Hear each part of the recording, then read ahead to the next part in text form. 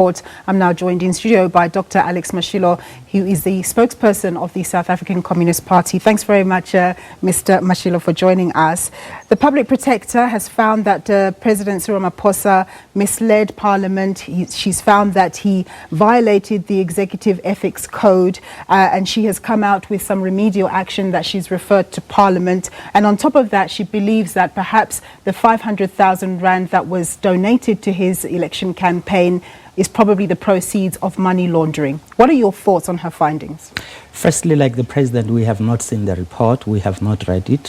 What will assist us in this respect is first and foremost to access the report, read it and study it for word, so that we can be able to produce a comprehensive response. But it is surprising that the Public Protector will convene a press conference and address matters in a report about someone, while that person has not been given that particular report. There is some unfairness in that regard. If you investigate a person, at the conclusion of the investigation, you must take the report, give it to that person and address the nation. So what we have seen in this instance, from the response given by the presidency, they did not receive the report and the Public Protector goes to the media. And this is in contradiction to what she said when she took office. Remember, she criticized former Public Protector Advocate Thuli Madonsela in a way that actually suggested that Madonsela was performing the work of the Public Protector through the media.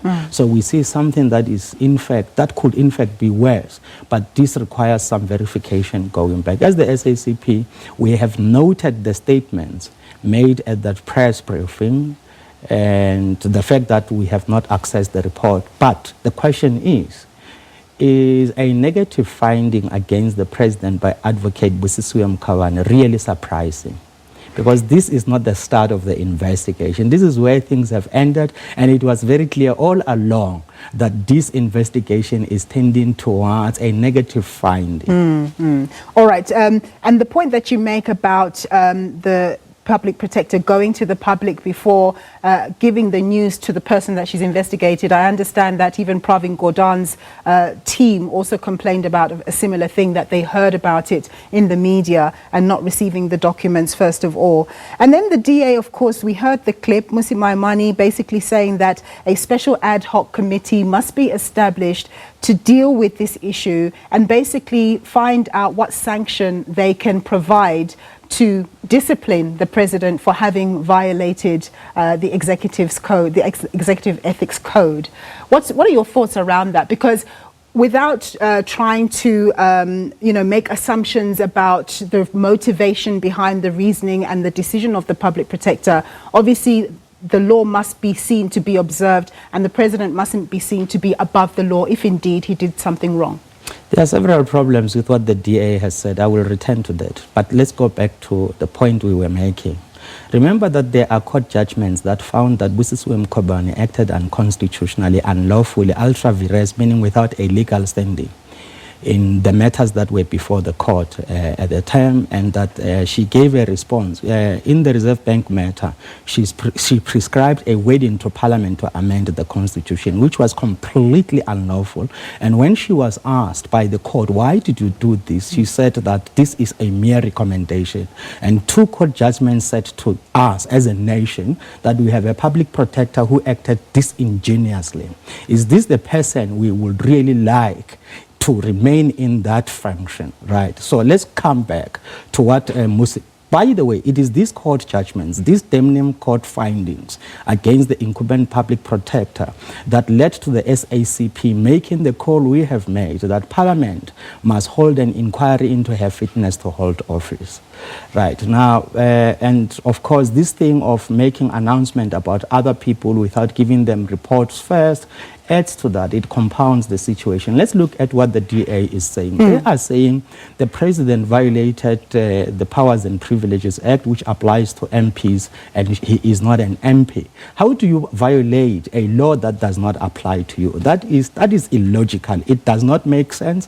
That is a political mobilizing statement, in addition to the fact that no one in the public right now received that report to study it. It would be completely unfair of us to produce a comprehensive comprehensive response to the report, having not read it. Because immediately we do so, we will be acting subjectively and not objectively. So we don't want to be like the DA, really. We are completely different.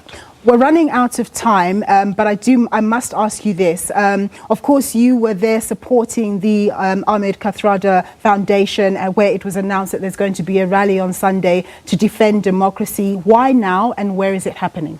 Thank you very much. Just to return back to that point, by the way, we respect the constitutional powers and constitutional rights, as well as the legal rights of those adversely affected by the investigative manner of the public protector, and we will take our cue from what the courts will say, because as things stand right now, it is very clear that the courts are the ones that will play the ultimate role of protecting the public, as more and more people are not satisfied with the conduct of the public protector. We support the Ahmed Kathrada Foundation. We called for this Commission of Inquiry into State Capture to be established. It was not very easy. Former President Jacob Zuma was resisting. There was a mobilization to resist the establishment of this commission. When it was belatedly established, the former president expanded its terms of reference. Remember that? Yes. The terms of reference for this commission was merely, in the first place, to investigate the allegations contained in the State of Capture report compiled by the former public protector. When the former president announced the establishment of this commission, he expanded the terms of reference. It is very interesting that he appeared at the commission to say that it was appeared to deal with him. All right? The rally is on Sunday at the Johannesburg City Hall. We have taken a stance. We cannot allow those people implicated in state capture and corruption to be the only ones mobilizing with the objective of defending those who belong to those networks. Those people like ourselves and many other, the 20 more civil society formations that says, hands off our democracy. We want to defend our democracy. We are marching ahead. We want to confront this fight back agenda so that it is not the only thing happening in the show. We have joined them. Dr. Alex Mashilo, thank you very much for your time, sir.